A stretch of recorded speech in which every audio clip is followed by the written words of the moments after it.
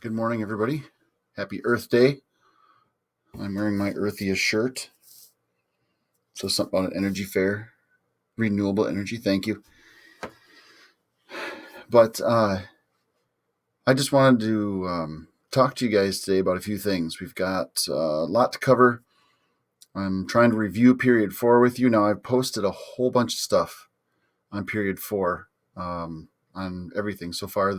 If you look at that playlist for AP US History, it's everything. They finish up where we left off, and they started reviewing. You can pick and choose and watch some of that. It's pretty good stuff. It's long, like 45 minutes, and it gets a little lengthy at times, but they have some good document reviews. Even if you pick and choose some of that stuff, it's worthwhile. Okay. I'm going to try and just cover some of the information in period 4 today, and a little bit of DBQ review.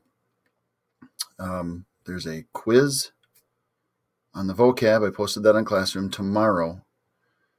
Quizlet style. Leave it up there, and you take it tomorrow or the next day, but it's going to be due on, tomorrow's Thursday, Friday. So just throwing that out there. Make sure that you're checking Classroom. Watch the material. If you could always binge on John Green, I put a class list or a playlist of period 4 John Green videos up there, much shorter than the AP version, but they don't go into document analysis where the AP version does. You decide, but we need to be ready for DBQ. And I'm going to talk about that in just a little bit. Let's see. I think that's all I have for announcements before I get into what I want to talk about today. By the way, my new office, I'm still in a basement. I can't seem to find a room that has natural sunlight. Go figure. But the downside of this room is I share it with the cat litter. Yeah, it was ripe a little bit earlier. So hopefully we'll avoid that. But all right, so let's take a look at period 4 together. So if you want to just watch the review for period 4, I'll go through this. Then I'm going to talk about the DBQ. Just examples of what I mean by document analysis and what it looks like in an essay. And that was the complaint I had so far with the ones I've graded, because not everyone's finished. Last I checked, the ones I've graded, you need to write it as if it is part of the essay. So you're addressing the main question along with analyzing the document. And I don't know if I made that 100% clear in the directions. I did talk about it, but I don't know if I said, that statement I just made. Address the question while analyzing the document. Okay, and I'll show you some examples of that. But for now, if you look at the screen, it says contextualizing period 4. We always go through that, or they always go through that, AP does, to try and think about, if you're going to write that context, what is this? Well, period 4 is from 1800 to 1848. So if you want to know like bookends, 1800, of course, is the election of Thomas Jefferson. And 1848 would be the end of the war with Mexico and the gaining of all that territory. Those are important bookends in this time period because it sort of builds on the period before it, obviously, the Revolutionary War and the first political system with Washington and Adams and Hamilton. Okay. And then we go into the election of Thomas Jefferson. So all of that stuff leading up to it, when we talk about context, it was post-Revolutionary War. We've already had a couple presidents under our belt. We've established a way the government's running with, Hamilton's plans and whatnot. They've had their first interactions and sort of conflict when you talk about how the Federalists tried to limit the power of the opposition through different laws. So we've already kind of gone through that part. Beginning of the American political system after the Revolutionary War. And now we're getting into a new phase with Jeffersonian ideas. All right. So that's kind of what this first part's about, the rise of political parties. So explain the point of view, purpose, historical situation, and or audience of a source. Wait, no, that's not one. That's a suggested thing. Wrong one anyway. So the rise of political parties in the era of Jefferson. We'll talk about the politics and regional interests, America on the world stage. The market revolution is a huge part of this. The DBQ I gave you was related more to the Second Great Awakening and the Age of Reform. So all of that kind of falls in here. We've got expanding democracy with Jackson. If you remember Jackson, it's always called Jacksonian democracy, right? Because he changed everything. Not really. He didn't. But he did benefit from it. Okay. He was more the common man, and that era sort of enters into play here. Although he wasn't far from actually the common man. That's how he pitched himself. And of course, he had a nickname. That meant you were a common man. You didn't just go by Mr. or General or whatever. You were Old Hickory. A lot of people were old this or old that. I'm Old Stinky Basement, apparently. Or Diet Mountain Dew. By the way, for this, I'm actually getting less sleep somehow during this quarantine. So this is actually being brought to you by... Wait, where are we? Yes. Crisp, refreshing Diet Mountain Dew. All right. Anyway, this also gets into early, what is slavery like in the South? It talks about that. So lots to cover in period 4. And that's why it's a big one. The lead into, we're starting to see the beginnings of the rumblings for Civil War. Expansion, manifest destiny, all that stuff. All right? So let's dig in a little bit. Just a little bit. I'm a little slow at this.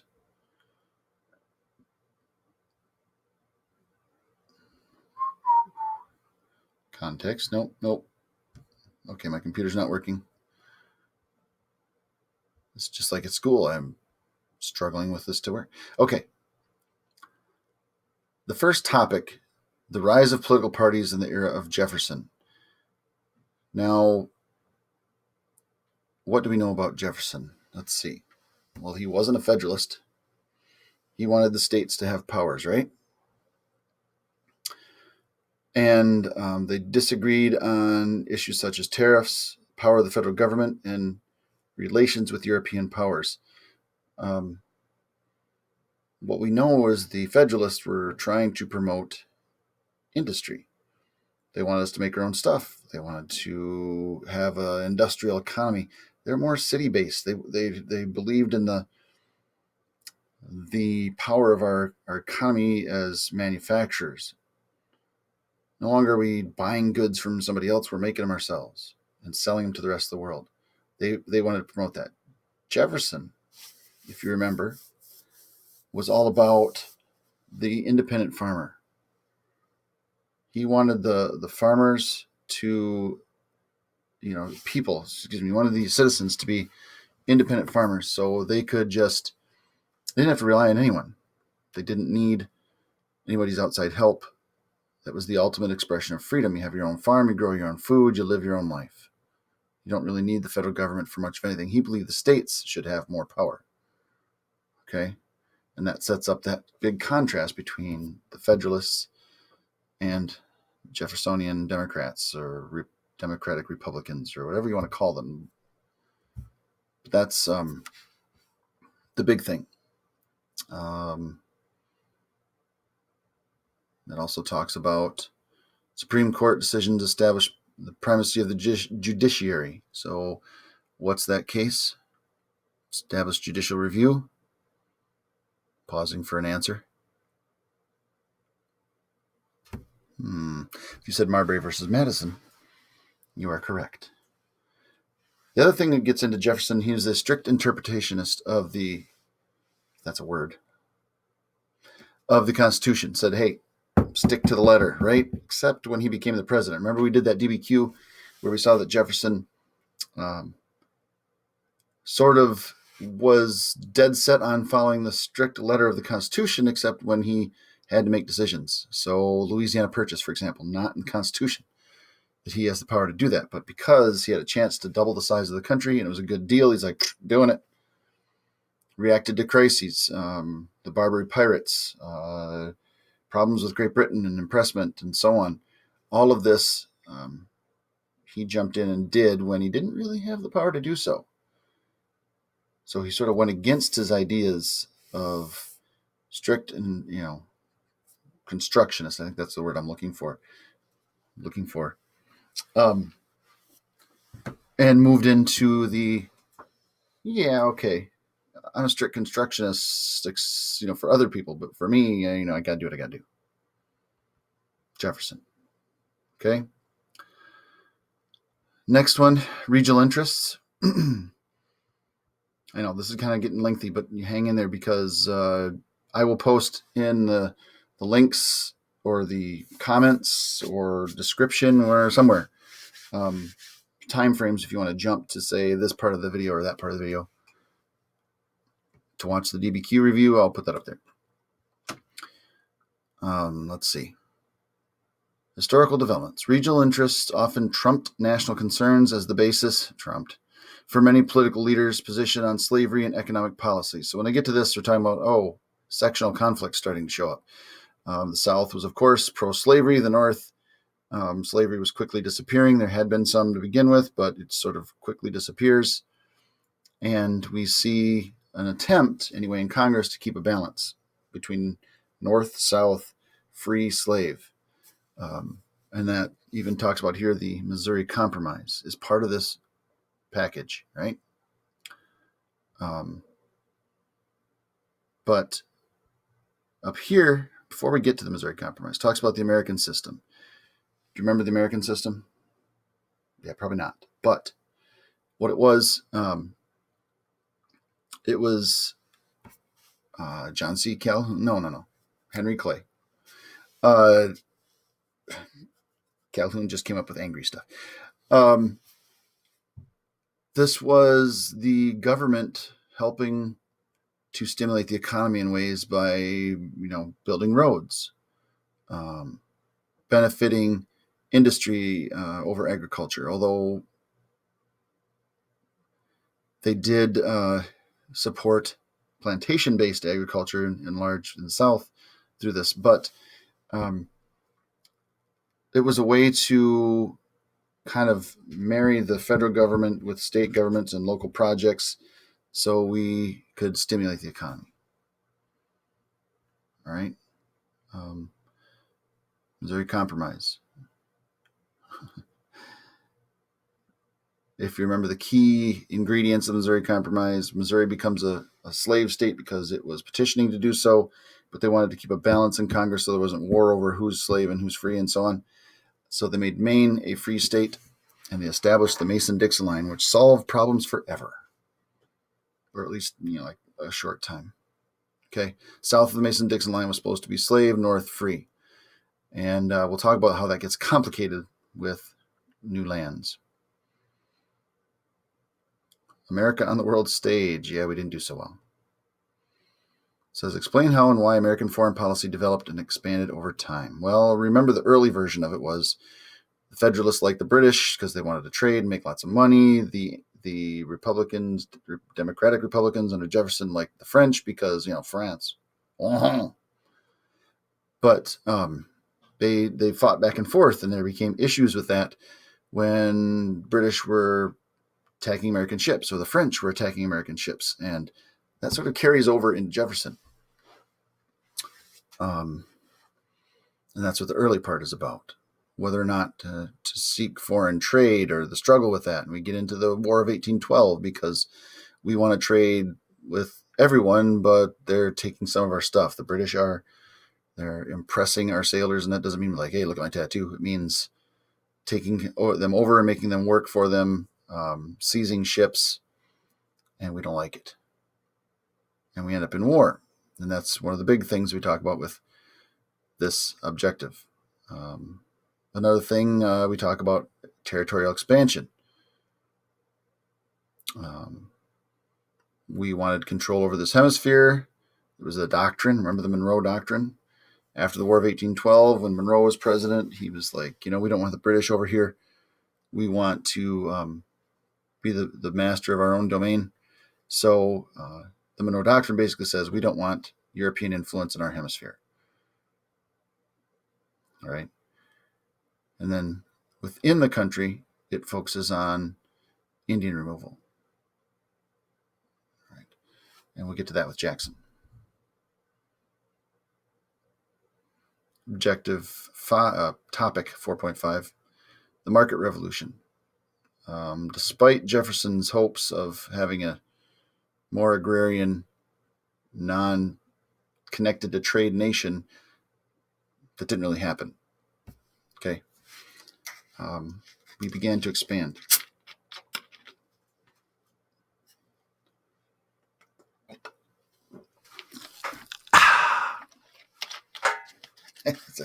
Sorry. We began to expand our trade with other countries.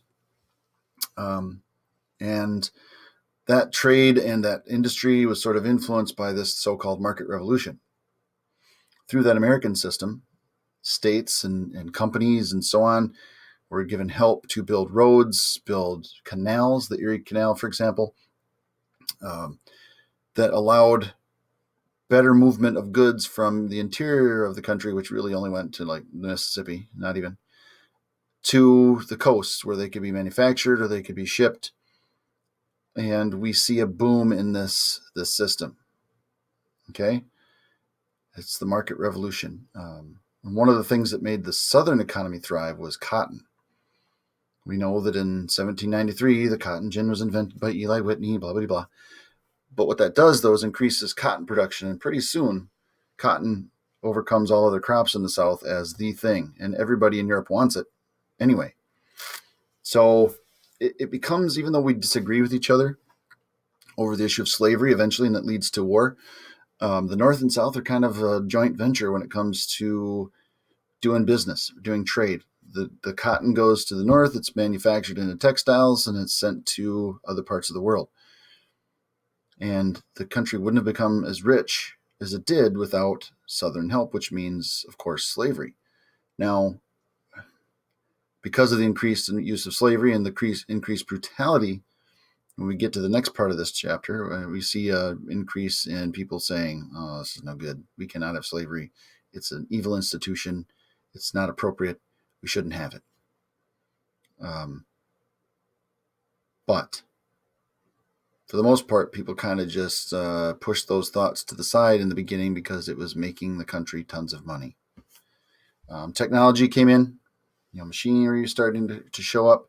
We're not quite in the full swing of the Industrial Revolution, but we're on our way. That's this part of the chapter. Okay, moving on so we can make this. The market revolution, as far as culture, says explain how and why innovation and technology, agriculture, and commerce affected various segments of American society over time. We see it kind of over here. Immigration. Migration from cities to different areas, but also immigration when we needed people to work, although that's going to become a big fight. The know-nothings and the nativists didn't like, Catholics coming to the country. So that becomes a big fight. But for now, we need people to work. And as factories are starting to grow, people are moving to cities to work in factories, less on the farm, but not in huge numbers yet. Just the beginning. And it talks about family roles. This is where you get into that domestic sphere, the cult of domesticity, the Republican motherhood. That, remember we talked about that or touched on it. Women were expected to be the sort of the educators of the children to make them good Republican citizens, meaning they should know what their responsibilities are, etc. Women were also expected to then take care of the home. There was a sphere of influence. The men were the outside workers, the farmers, the industrialists. The women were the staying at home, taking care of kids, etc. Now, women did, especially young single women, went to work in factories. It says right up here. It talks about that right here. But or somewhere, no, here. But overall, the standard was this kind of cult of domesticity. Whatevs. I prefer the Cult of Personality, a song by Living Colour from 1989. It rocks. You should check it out. Expanding democracy, Jacksonian democracy. Many states, by this time as they were becoming states, were adding provisions that you did not have to own property to vote. That meant more people, more men. Women could still not vote, but it was white men could vote.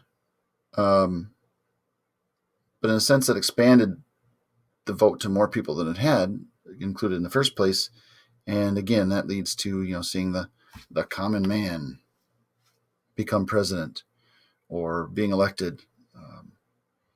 What it does mean is that the country has to pay more attention to some of the needs and wants of the common man, more than just the rich industrialists and plantation owners, etc. Jackson. Sorry, Miss Jackson. I am for real. No. Never meant to make your daughter cry. Little Outcast from 2005. I'll be here all day. Thank you. Okay. This learning objective, Jackson and federal power. Explain the causes and effects of continuing policy debates around the role of the federal government from 1800 to 1848. It's about the different parties and disagreeing on tariffs and the banks and et cetera, et cetera. Under this, you've got the bank crisis, where Jackson basically wipes out the Second National Bank, right? You've got Indian removal. You've got tariffs with other countries. Remember the nullification crisis? There was a tariff that was helping industry but hurting southern cotton production or growers. And some of the southern states, including South Carolina, wanted to nullify tariffs. They thought they had the right to do so. And Jackson threatened to use the army and said, "You do not have the right to do so. If you continue, I might have to send in the army." And that was what they call the nullification crisis. It did not come to that, but it was one of those first tests of, does the state have the right to say, "I'm not following that law. It hurts my state, hurts my citizens. I'm not going to follow it. I'm going to deny it." It's really the beginning of the bitterness between states' rights folks and federal government. Okay. That's one of the big things on here. The National Bank, where Jackson basically destroyed the National Bank by taking all the money out and sending it to his so-called pet banks, friends and so on, their banks. And before the Second National Bank could have a charter, he kind of just kills it. Right? And some are calling him King Andrew, right? The tyrannical governor or president who's forcing all these national rules on us and so on. So it creates that, what's going to happen? Do we support the national government supremacy? Do we states' rights? And the big issue that's going to take over, that's going to become the main fight over states' rights and national government, is, of course, slavery. We're not quite there yet, but we're close. Also, Jackson was a big fan of settling and expanding the frontier at the expense of Native American populations. That comes up in this. Trail of Tears, right? People wanted that land. Jackson forced them off. So on. Then we get to topic 4.9, the development of American culture. Rarely are you going to see much on this one, but let's just pretend we do. Explain how and why a new national culture developed from 1800 to 1848. New national culture emerged that combined American elements, European influences, and regional cultural sensibilities. Liberal social ideas from abroad and romantic beliefs in human perfectibility influenced literature, art, philosophy, and architecture. That strive for perfection, remember, that's going to come in with those movements like the ever so popular Oneida Society, or others that wanted, like the Shakers, or people that wanted to try to seek perfection in society. That's part of this, but it's also just sort of developing that American culture, the ruggedness of the frontier, and the more the ideas of what makes America America start to develop here. Second Great Awakening, which sort of is the topic of the DBQ. Dealing with a religious revival. Every time there's great change and feels like there's a move away from religion, there's always a revival saying, religion. That's what this is. And it's involved in a lot of reforms. This one says, explain the causes of the Second Great Awakening, the rise of democratic and individualistic beliefs, the response to rationalism and changes to society caused by the market revolution. So with all this other stuff happening and people moving away from more traditional roles in religion and so on, religion's like, don't forget us. We're still here. Still follow the rules. Talking to you. Okay? And it leads to influences on making a better society, improving the situation. And the big thing that comes out of it, of course, is in this age of reform, is the abolitionist movement. Yes, there's also the women's rights movement. One of the documents was from the Seneca Falls Convention, the Seneca Falls Declaration. But the big one that we talk about that carries over more into the next unit is, of course, abolitionists, the wanting to remove slavery. Okay, so this is the age of reform. It says, explain how and why various reform movements developed and expanded from 1800 to 1848. And it goes into all sorts of things. So this is the same thing they just talked about in the last one. The rise of democratic and individualistic beliefs, a response to rationalism and changes to society caused by the market revolution, along with greater social and geographical mobility, contributed to moral and social reforms. So the Second Great Awakening. We developed new voluntary organizations that aim to change individual behaviors and improve society through temperance. Temperance. Document 2 is about the drunkard's progress or something like that, right? That was an anti-alcohol thing. Alcohol was the drug of choice in the day. So it was a concern at the time. And that starts to show up. Abolitionist and anti-slavery movements gradually achieved emancipation in the North. And that is something that looks to achieve emancipation in the South. They want to ban slavery altogether. The anti-slavery movement begins to increase, causing tension between North and South. Not quite to the boiling point, but it's starting. And last, of course, but not least, women's rights movement sought to create greater equality and opportunities for women. Seneca Falls Declaration, right? Oh boy, we're almost done. How long has this been going? African Americans in the early republic. This goes into what slavery was like. It's not working for me. Come on, computer. Go ahead. Oh, no, I went too far.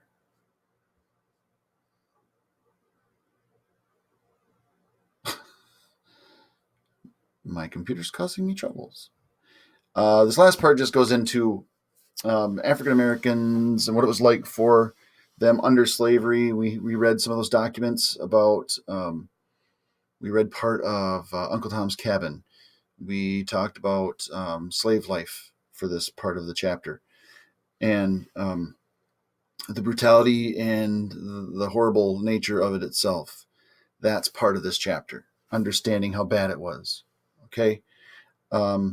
It also goes, though, into the Southern society and the sort of the dependence on it, the social statuses that were developed over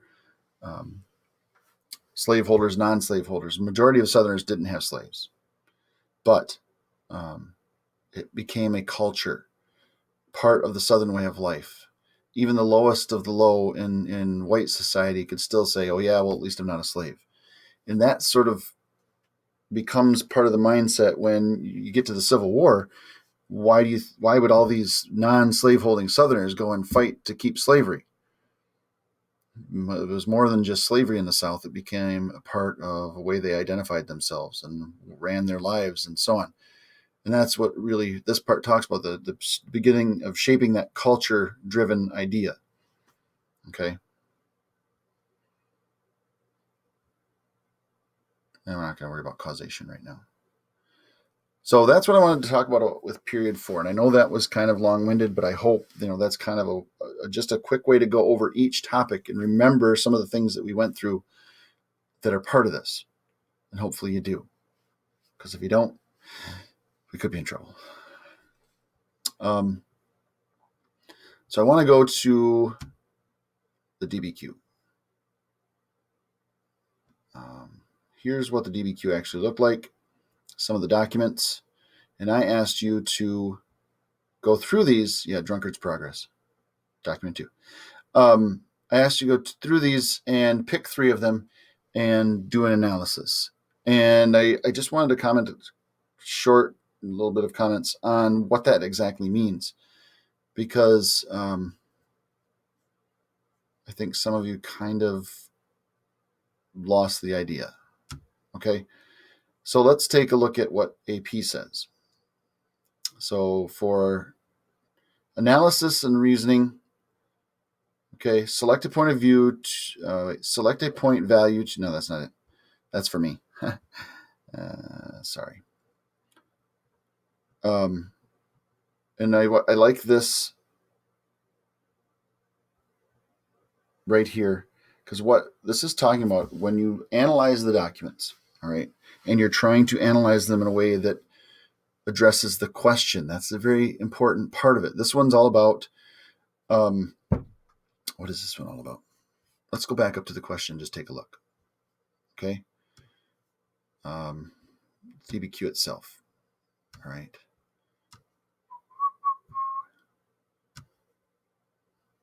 Question. Evaluate the extent to which religious ideas of the Second Great Awakening shaped reform movements in the first half of the 19th century.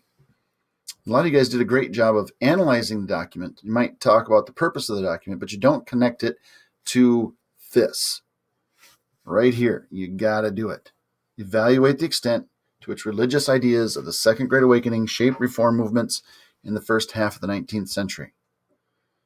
If you don't do that, you're not going to get points, or you're not going to get the analysis points that you need on a DBQ. All right. So let's take a look at the examples they gave. And here's what it says. Analysis and reasoning. To earn this point, the response must explain how or why, rather than simply identifying, the document's point of view, purpose, historical situation, or audience is relevant to an argument about the prompt for each of the 3 documents sourced. So you can't just throw out a bone, like, here's the document and it means this. It says you must explain how or why the document's point of view, purpose, historical situation, or audience is relevant to an argument about the prompt. So let's go to the example. Example 1 of acceptable explanation of the relevance of the document's purpose.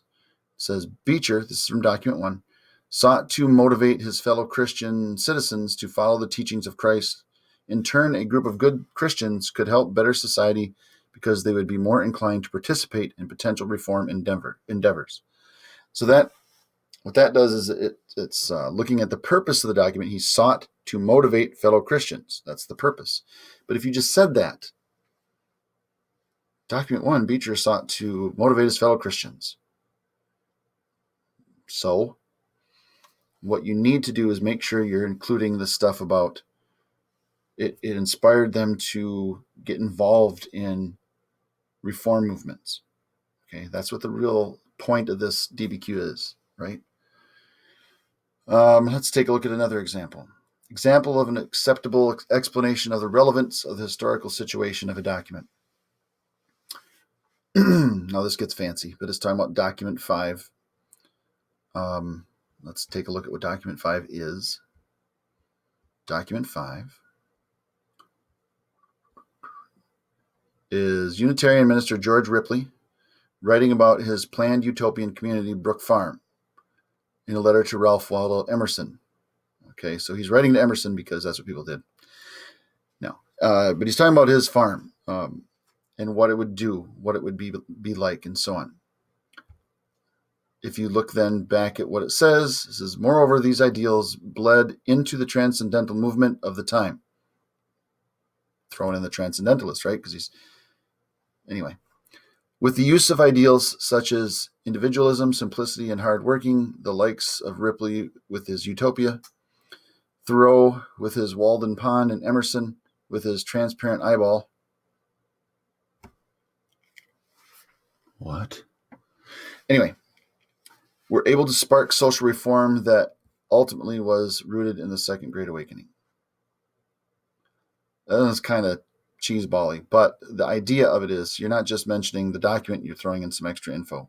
But again, this is talking about, what is this talking about? Historical situation. So this is more like the context, where it all fits in, where these ideas fit in. That can get you point, right? That's what you need. You need to make sure that you're connecting these documents to the topic. And they're just saying the idea of perfection and utopia fits in with these other ideas that were rooted in the Second Great Awakening. The next one is an example of an acceptable explanation of the relevance of the document's point of view. Now it says Stanton's document 3. Document 3 is not Elizabeth Cady Stanton. That's document 8. Document 3 is David Walker's appeal to African Americans to resist slavery. This is Elizabeth Cady Stanton's declarations at the Seneca Falls Convention. So this is talking about point of view. Stanton's perspective as a woman who had been oppressed by men also led to her deep conviction that women should receive equal standing as men, and their ideas were informed by the Second Great Awakening. The Second Great Awakening, okay, so this talks about the movement that she's involved in being influenced by the Second Great Awakening. So it kind of twists a little bit, but it's showing a connection, showing you how that is connected. The document is connected to the Second Great Awakening. And in this case, she's pushing for equality. Part of the Second Great Awakening was a perfection of society, an improvement of the existing situation, the increased participation in democracy, right? So she's saying, well, what better way to increase participation in democracy than to allow women the right to vote and give women equality? This document is just talking about how her ideas were influenced by the Second Great Awakening. Does it address the question? Yeah, it does. Because it's connecting that document to it. So a lot of you did a nice job giving me some analysis, but not necessarily connecting it to the question. And it's a little trickier when you're not writing the actual essay out. So I get that, but we need to work on that skill, and we will be in the next unit writing a full DBQ. I know everyone's favorite, but since that is the test, we are going to do it. We're going to make sure we're getting it down, and I want you to go through. If you're watching this video, I hope you do. If you watch all of it, great. If you watch this section, also great. But I want you to make sure that you are reading the comments that I make, I'm just basically giving you some of these examples that show up here, like this one. In fact, I copied and pasted that into a few of your answers to say, look, here's what you need to have. This is more what the AP is looking for. So look at the feedback. It will hopefully help you as we get ready for this AP exam. So I'll quit talking for now. But make sure you check out the terms. We're going to have a quiz tomorrow from period 4, just on terms, like a Quizlet sort of thing. Won't be Quizlet, but it'll be like a Quizlet, and we'll go from there. Thanks for paying attention. I hope you lasted for part of this video at least, and talk to you soon.